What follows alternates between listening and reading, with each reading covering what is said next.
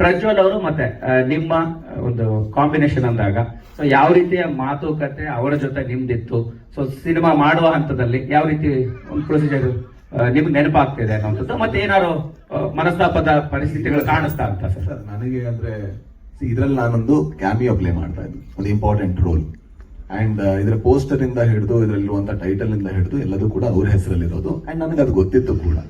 And ಈ cinema ಮಾಡಿದ್ಮೇಲೆ ಅಂದ್ರೆ ನೀವು ಒಂದು ಪ್ರಶ್ನೆ ಕೇಳಿದ್ರೆ ಅಂದ್ರೆ ನಾ ಬಂದ್ಮೇಲೆ ಇದು ಸುಮರ್ಸ್ ಆಯ್ತಾ ಅಂತ. ಅಂಡ್ ನಾನು ಇವರ ಮೊದಲ ಚಾಯ್ಸ್ ಆಗಿರ್ಲಿಲ್ಲ, ನನಗಿಂತ ದೊಡ್ಡ ನಟರು ಇವರ ಮೊದಲ ಚಾಯ್ಸ್ ಆಗಿತ್ತು. ಬಟ್ ಬೇರೆ ಬೇರೆ ಕಾರಣಗಳಿಂದ ಅವ್ರು ಆಗದೇ ಇದ್ದ ಕಾರಣಕ್ಕೆ ಕೊನೆಗೆ ನಾನ್ ಬಂದಿತ್ತು.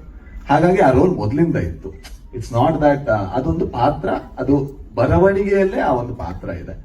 ನನಗೆ ಏನ್ ಸರ್, ನಾನು ಇಲ್ಲಿ ಕಾಂಪಿಟೇಷನ್ ಮಾಡಕ್ ಬಂದಿಲ್ಲ ಸರ್, ಯಾರ ಜೊತೆನೂ ಕಾಂಪಿಟೇಷನ್ ಇಲ್ಲ. ನಾವು ಸಿನಿಮಾ ಮಾಡ್ತಾ ಇದ್ವಿ. ಅಂಡ್ ನಾನು technician first.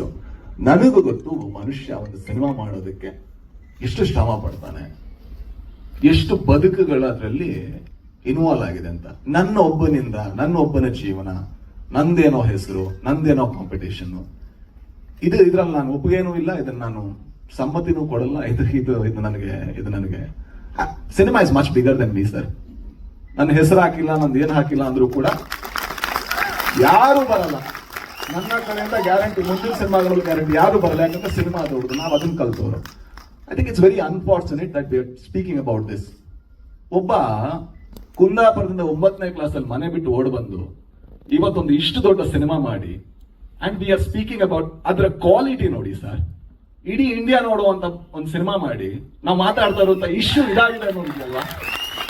It's so sad, it's so sad. ಅವ್ರ ಹತ್ರ ಅವ್ರೇನಾದ್ರು ಸಿಕ್ತಿಲ್ಲ ಅಂದ್ರೆ ನಾವು ಒಂದ್ಸಲ ಕೂತ್ಕೊಂಡು ಅವ್ರ ಜೊತೆ ಮಾತಾಡಬೇಕು. ಅಂದ್ರೆ ಮನುಷ್ಯ ತರ ಮಾತಾಡಿದ್ರೆ ಮಾತ್ರ, ಮನುಷ್ಯತ್ವ ಇಂಪಾರ್ಟೆಂಟ್. ಹಾಗೆ ಮಾತಾಡಿದ್ರೆ ನಾವು ಮಾತಾಡ್ಬೋದು ಏನೋ. ಯಾಕಂದ್ರೆ this is so sad, this is so sad. Sir ಏನ್ ಸರ್ ಕಾಂಪಿಟೇಷನ್? ಯಾವ ಕಾಂಪಿಟೇಷನ್ ಹೇಳಿ? ನಂದೊಬ್ಬಂದ ಸಿನಿಮಾ ಸರ್, ಆ ಹುಡುಗಿರ್ ಮಾಡಿಲ್ವಾ? ಮಿತ್ರ ಸರ್ ಮಾಡಿಲ್ವಾ? ಹೆಂಗ್ ಕಾಣಿಸ್ತಾರೆ ಮಿತ್ರ ಸರ್? ಎಂತ ಒಳ್ಳೆ ಕಲಾವಿದ. ಶ್ರೀಧರ್ ಸರ್ ಮಾಡಿಲ್ವಾ ಸರ್? ಅವ್ರು ಎಷ್ಟು ಜನ ನೋಡಿದ್ದಾರೆ? ಏನ್ ಸರ್ ಅವ್ರಿಗೆಂತ ದೊಡ್ಡ ಕಲಾವಿದನ ಸರ್ ನಾನು? ಅವ್ರ ಹೆಸರಿದೆಯಾ ಸರ್ ಪೋಸ್ಟರ್ ಅಲ್ಲಿ? This is so unfortunate, this is so unfortunate sir, this is so unfortunate. This is ತುಂಬಾ ಜನ ಕೇಳ್ತೀವಲ್ವಾ, ಯಾಕೆ ನಮ್ಮ ಇಂಡಸ್ಟ್ರಿ ಉದ್ಧಾರ ಆಗಲ್ಲ ಅಂತ. ಒಂದು ಕಾರಣ ಇದು ಕೂಡ. ಯಾಕಂದ್ರೆ ನಾವು ಕೊಲಾಬರೇಷನ್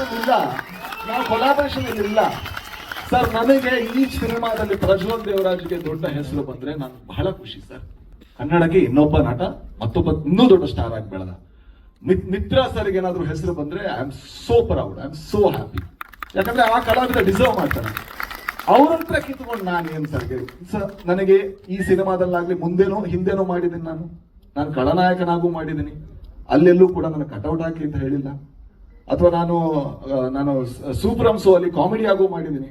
ಅಲ್ಲೆಲ್ಲೂ ಕೂಡ ನನ್ನ ಹೆಸರು ಪೋಸ್ಟರ್ ಬನ್ನಿ ಅಂತ ನಾನು ಕೇಳಿಲ್ಲ. ನನ್ನ ಜೀವನದಲ್ಲಿ ನಾನು ಅದನ್ನ ಮಾಡಲ್ಲ. ಮಾಡಿದ್ರೆ ಅವತ್ತು ನಾನು ಇಂಡಸ್ಟ್ರಿ ಬಿಡಬೇಕು ಅಂತ ನಾನು ಭಾವಿಸ್ತೀನಿ ಸರ್.